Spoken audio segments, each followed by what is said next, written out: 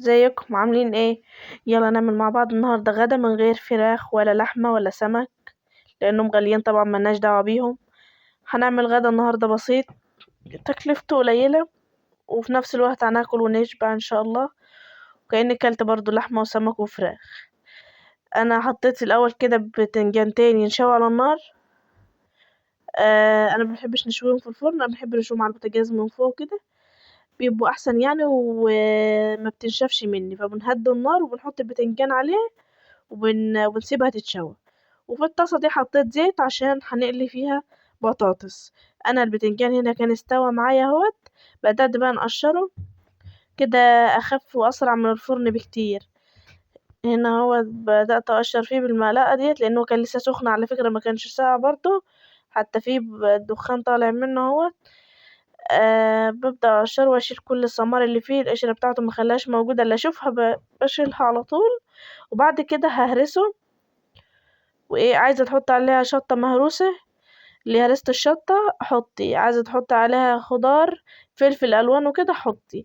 انا هنا جيت للطاسة تاني، الزيت كان خلاص سخن خالص، بدأت انزل فيها بالزيت بتاعي. ما بنملاش الطاسة بتاعتي زيت خالص، لان لما بتكتر قصدي بطاطس، لان لما تكتري بطاطس بتغيب في السوا، فانا بحط شوية وبطلع على طول. هنا بدأت اهرس بالشوكة، انا عايزاه ناعم خالص، في الشوكة ما نفعتش، فبدأت اجيب يد الهون وهبدأ اهرس فيها اهوت. بقى ههرس عشان هعمله بالطحينة، حاجة زي البابا غنوج كده، بس البابا غنوج بنحط لها فلفل مشوي وبصل مشوي وتوم مشوي، انا مش هنحط غير طحينة وبس. انا هنا بنهرس البتنجان بتاعي، حطيت عليها شوية طحينة. الأكلة دي يا جماعة أكلة شعبية بتوكل جدا وبتشبع، وكأنك كلت خروف، بعد ما بتشبعي تحسي ان انت واكلة خروف مش واكلة بطاطس وبتنجان يعني. عايزة تحمري شطة حمري، عايزة تضيفي أي حاجة ضيفيها، أي حاجة في التلاجة حطيها. أنا هنا حطيت الطحينة والملح وشوية كمون، ما بنحطش فلفل على البتنجان لأنه بيتن زي ما هو ما بيدوبش. فهنا بندوق الملح بتاعي، لقيتها محتاجة شوية ملح، بدأت أزود لها شوية ملح. وبعدين بلمها وبهرس فيها، هضيف عليها ايه بقى تاني؟ عود كزبرة خضرة، يا خرابي بيديلها طعم روعة وريحة روعة روعة روعة. مش بقدونس، عايزة تضيفي بقدونس ضيفي، بس انا معرفش طعمها يبقى عامل ازاي بصراحة. انا هنا ضفت كزبرة خضرة خطيرة، خلت الريحة والشكل والطعم روعة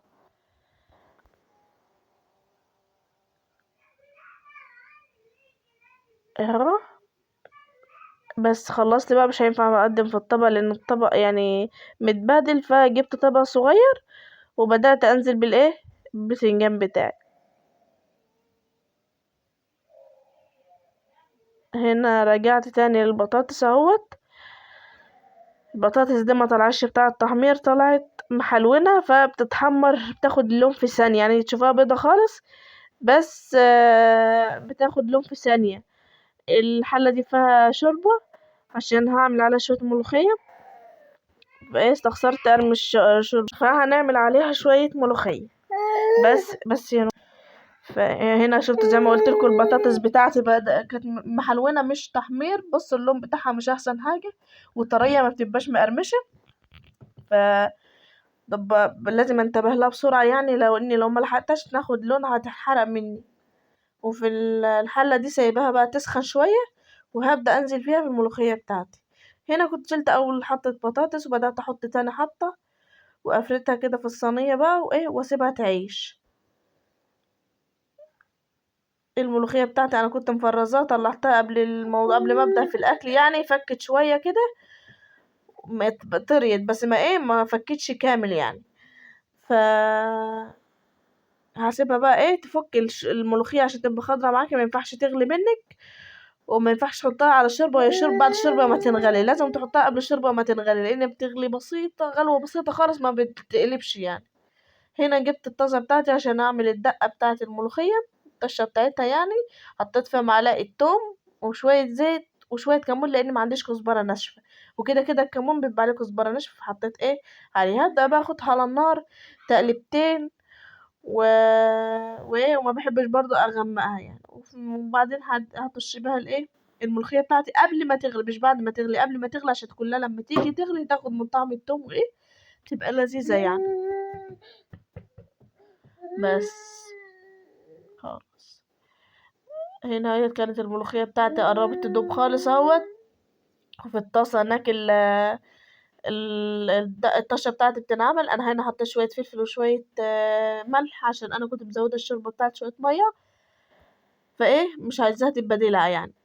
بس كانت طعمها خطيرة وأكلة بسيطة وما بتكلفناش كتير، وكده كده البطن ما بتشكرش يعني.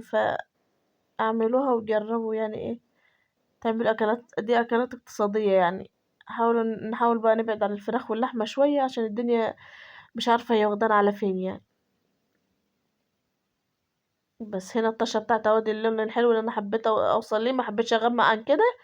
وبدأت انزل بقى بالايه، بالثوم بتاعي على الملوخية، وبعدين رجعت شوية ملوخية مصمصت فيهم الطاسة وقلبتهم تاني على الايه، على الملوخية. هنا بقى كنت شلت المضرب خالص، كانت الملوخية بتاعتي فكت وما غلتش، كل ده ما غلتش الشوربة بتاعتي. اول ما تبدأ تغلي هشيلها من على النار، مش هخليها تغلي يعني. لو تلاحظوا ان في دخان خفيف بدأ يطلع منها اهوت، وبدأ الحروب بتاعتها تغلي. بصوا اهو لسه هتبدأ بقى تغلي، هقلب تقليبة وهطفي النار وخلصت. شكرا كده خلصت. وشوفوا لونها، والله العظيم الكاميرا مغمقة كمان. هنا البطاطس بتاعتي كانت اتحمرت وايه، والدنيا زي الفل. جينا بقى الايه، لتجهيز الغدا او رص الغدا مع بعض يعني. انا معايا طبق اهوت، هحط فيه، قطعت فيه خيارتين، عايز اقطعي طماطمتين مع الاكل ده قطعي، عايز حطي حته جبنه قديمه حطي، حته جبنه قريش حطي، جبنه من العلب حطي، اي حاجه عندك في التلاجة تعرفي تحطيها حطيها. انا هنا حطيت البتنجان وحطيت خيار وبطاطس شويه مخلل، ودي بقى الملوخيه بتاعتي. وهرجع احط خضره. بس قبل ما ايه، ميعاد الغدا ما يجي يعني، قلت بقى ايه، اغسل البوتاجاز بتاعي، لانه ما بحبش اسيبه موسخ يعني. والله ما كناش لسه اتغدينا، غسلته قبل ما نتغدى.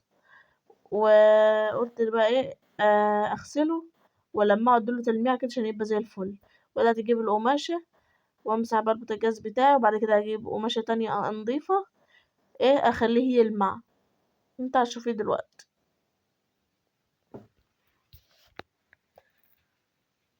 اهو.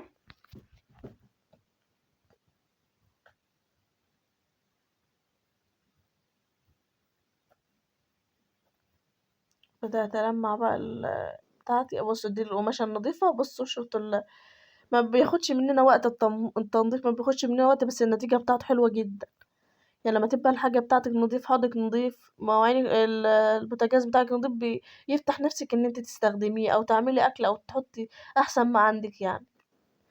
بس زي الفل. هنا كان الاكل بتاعي خلص، بوريهولكوا اهوت. بلح اسمر، ملوخية، بتنجان، بطاطس، خضرة، مخلل، خيار، وبالهنا والشفا يا رب. باي باي.